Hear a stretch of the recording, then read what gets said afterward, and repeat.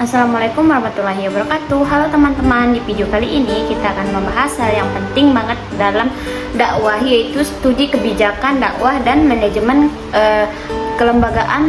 Topik ini menarik karena kebijakan yang tepat dan manajemen yang baik adalah kunci buat dakwah lebih efektif dan sesuai tujuan. Yang pertama itu memahami konsep kebijakan. Kita mulai dari konsep kebijakan dakwah. Kebijakan dakwah adalah langkah atau aturan yang dirancang buat mendukung aktivitas dakwah di masyarakat. Ini melibatkan strategi yang mencangkup bagaimana pesan dakwah disampaikan, siapa targetnya, dan metode apa yang digunakan. Konsep ini nggak cuma soal bagaimana seorang menyampaikan dakwah, tapi lebih ke arah bagaimana dakwah diatur supaya efisien dan mencapai target dengan baik. Kebijakan ini dibentuk oleh prinsip dan nilai yang sejalan dengan ajaran Islam, serta mempertimbangkan konteks masyarakat, budaya, dan perkembangan teknologi yang ada saat ini. Yang kedua itu tujuan kebijakan.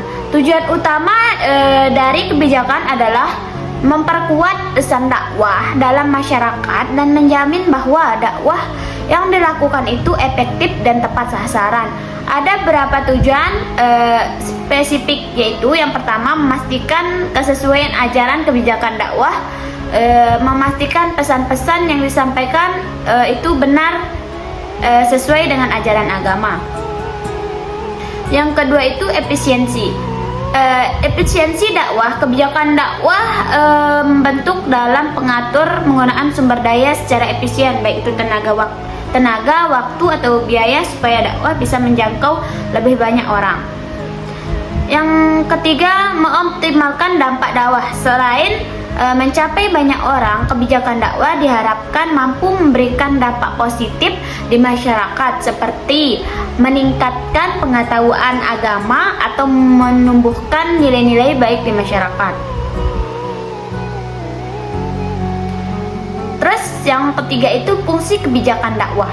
Fungsi kebijakan dakwah sangat krusial diantaranya. Yang pertama itu panduan dakwah. Kebijakan memberikan panduan atau petunjuk bagaimana dakwah dilaksanakan. Misalnya, kebijakan menentukan siapa yang berhak berdakwah dan materi apa yang bisa dibawakan. Pengaturan program dakwah. Kebijakan ini menjadi dasar dalam penyusunan program dakwah yang sesuai dengan kebutuhan masyarakat. Terus yang ketiga itu pengawasan dan evaluasi. Dengan adanya kebijakan pelaksanaan dakwah bisa lebih terkontrol dan terpantau kualitas serta efektivitasnya.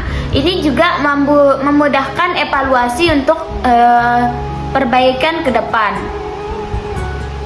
Terus yang selanjutnya itu prinsip-prinsip dalam kebijakan dakwah. Dalam menyusun kebijakan dakwah ada beberapa prinsip dasar yang harus dipahami. Yang pertama, prinsip akidah dan syariah. Kebijakan dakwah harus berlandaskan pada prinsip akidah yang benar dan mengikuti aturan syariah. Artinya, kebijakan tersebut nggak boleh keluar dari ajaran Islam.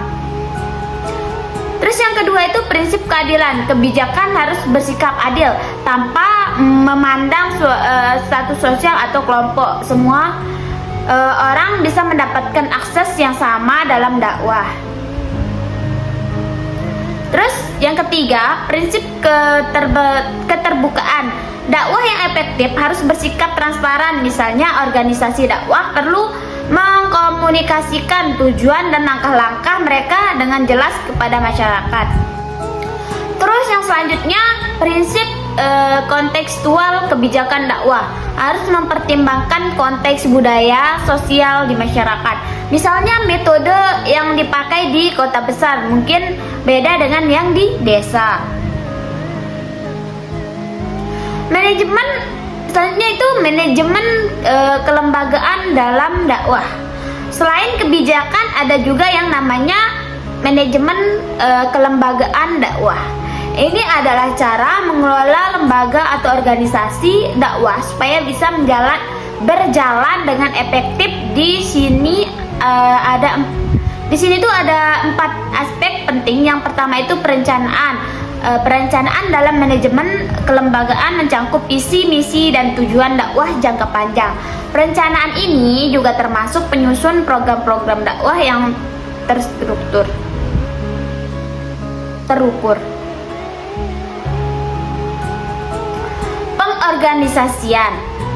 Pengorganisasian adalah mengatur orang-orang dalam lembaga dakwah. Di sini kita tentukan siapa yang bertanggung jawab dalam setiap tugas dan pastikan ada kolaborasi antar tim.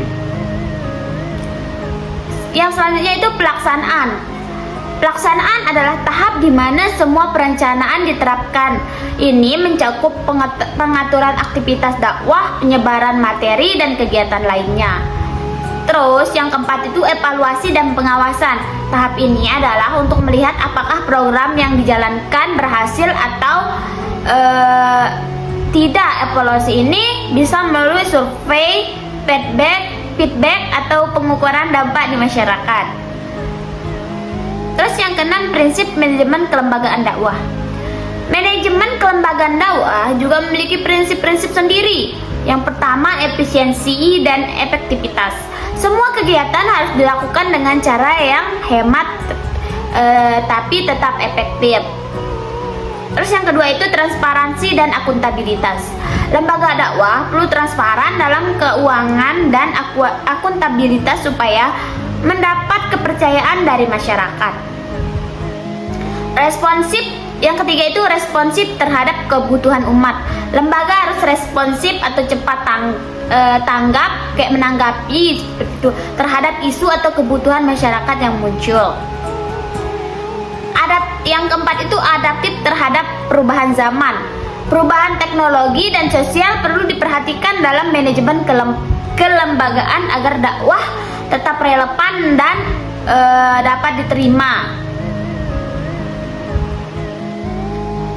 Jadi, studi kebijakan dakwah dan manajemen kelembagaan ini penting buat memastikan dakwah berjalan sesuai tujuan dengan konsep, tujuan, fungsi, dan prinsip yang jelas. Lembaga dakwah bisa menjadi lebih terorganisir, berdampak positif, dan responsif terhadap kebutuhan masyarakat.